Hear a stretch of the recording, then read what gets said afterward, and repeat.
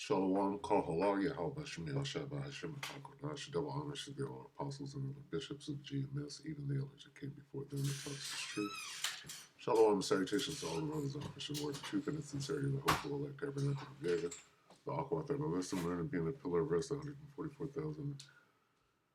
The one third, the hopeful elect of Israel, the brother slash elder.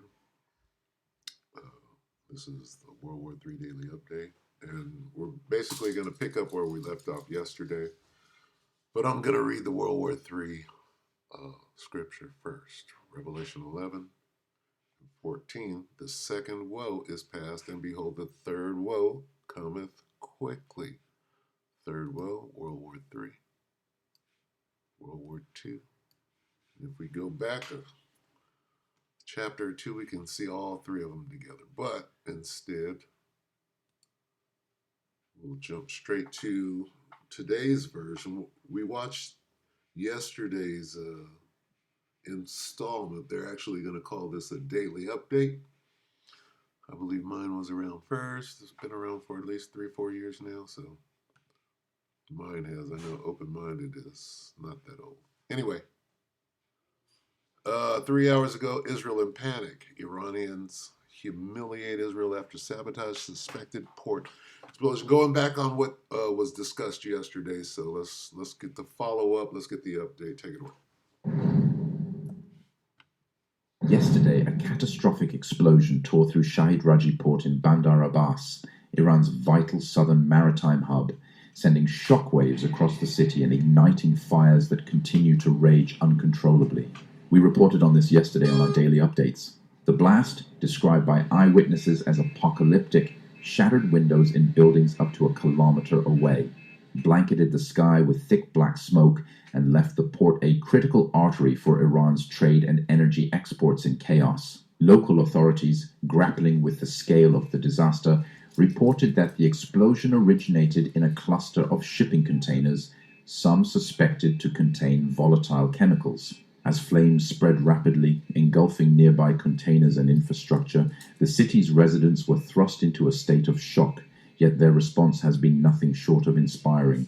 Across Bandar Abbas, like you can see in this video clip, Iranians have mobilized en masse, flooding hospitals and blood donation centers to aid the wounded, showcasing a profound sense of solidarity.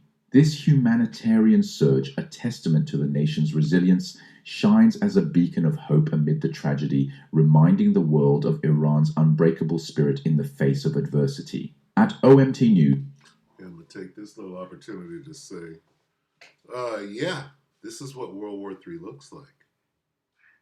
All right?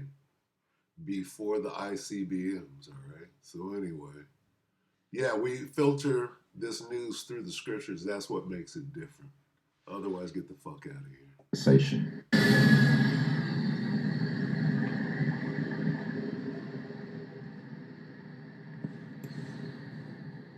Wow.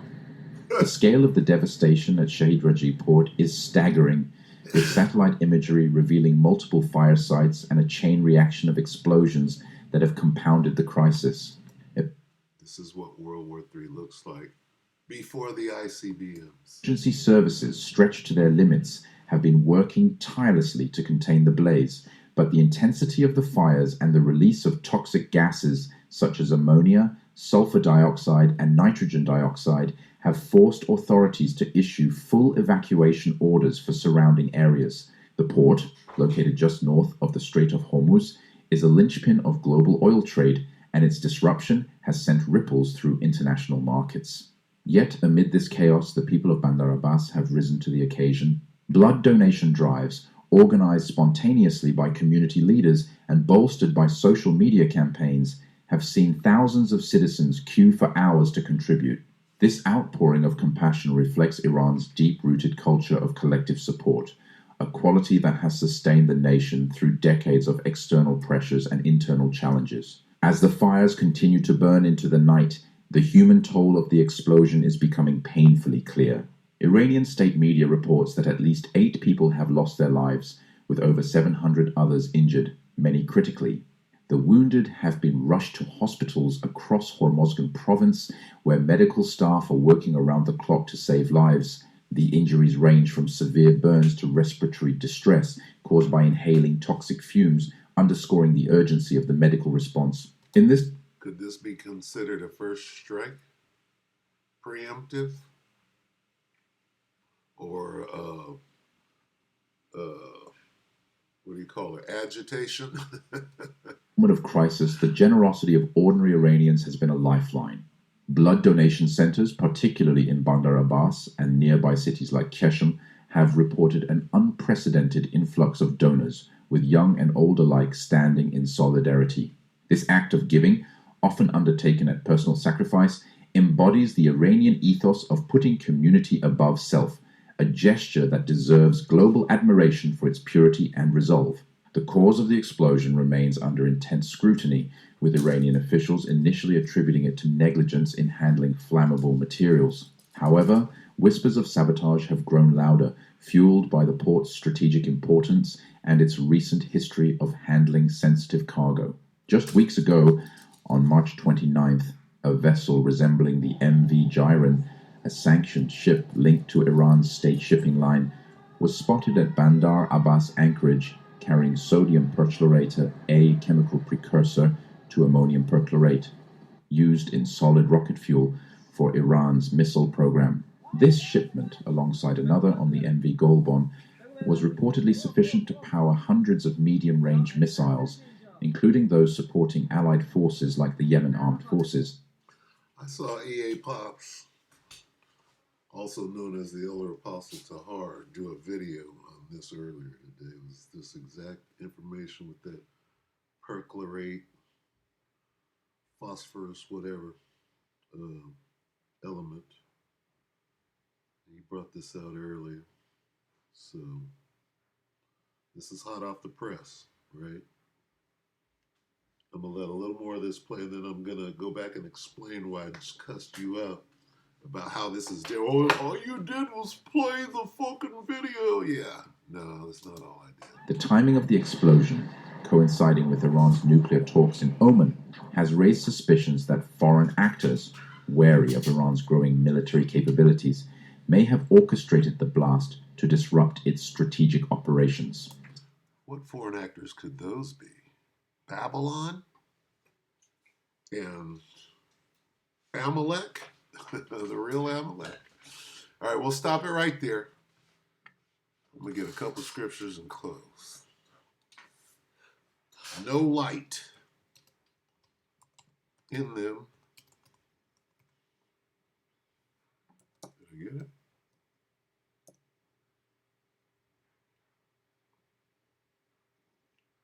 Let me see. That's not it, is it? No. If they speak not.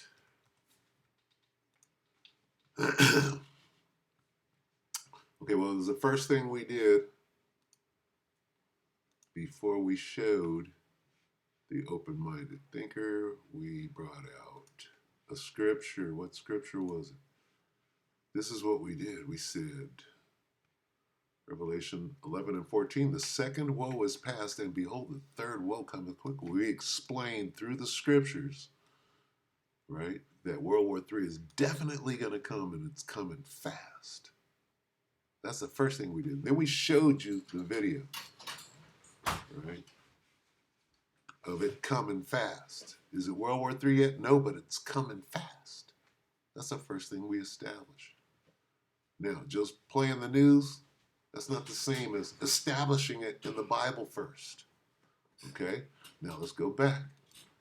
Let's read this. Let's just read this in the NIV. Isaiah 8 and 20. Consult God's instruction and the testimony of warning.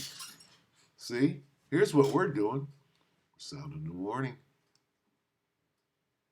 All right? If anyone does not speak according to this word, what word is it? The Bible. They have no light of dawn. They are completely in the dark. Okay? They have no Lucifer, right? The morning star.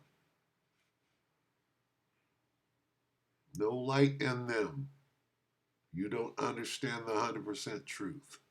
All right. It starts with the Bible, and then you go to CNN, and then you go to Fox News. Then you go to Open Minded Thinker and you say, okay, yeah, yeah, it's confirmed. Okay, so this is how, if you didn't come here to understand why these things are going on, you're in the wrong place. Just go to Fox and let them snow job you into believing that everything is going to be okay. No. Well, we're real far away. Even though people are killing each other and their genocide is going on everywhere, and they're explaining that away, and people are getting away with it, and they're inviting uh, war criminals to speak openly. Right here, it is. Part of the world is trying to arrest and prosecute these people, but over here you could come over here, give speeches, and tell people what to do, and say this is how we're going to run the world. You know we're at the end. Okay. You know that we are at the end. Anyway, oh, let's just get this on the way out. This is what makes it different. So, you want to know what's going to happen next? I'll show you what's going to happen next. But we can only do that with knowing this 100% truth and filtering it through the scriptures. All right? Here's what's going to happen next. And then we'll close. 30. Start at 29. Second Ezra is 13 and 29. Behold, the days come. Well, when the Most High, Yahweh Shem Yahweh will begin to deliver them that are upon the earth. Well, those days are here now. Just like World War III has come quickly. Okay? And he shall come to the astonishment of them that dwell on the earth. And then we go into World War III right here. And one shall undertake to fight against another, one city against another, one place against another, one people against it. Is that going on right now in Iran? Damn right that's good. And this is describing, well, here's what happens next. And one realm again. That means that the angels are, that's what's going to happen next. See? And you can't do that without understanding the scriptures.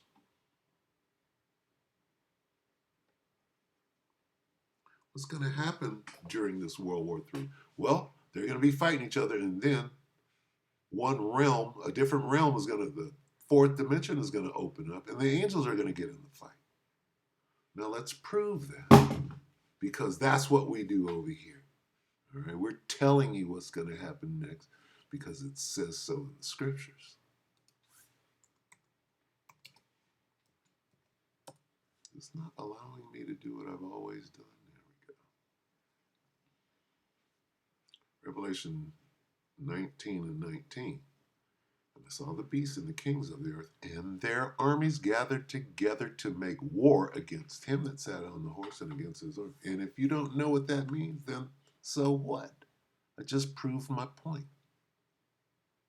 This is the end of that World War III, when the angels, his army, come in from the fourth dimension. With that, we hope that the elect will edify you, brother and sister Shalom.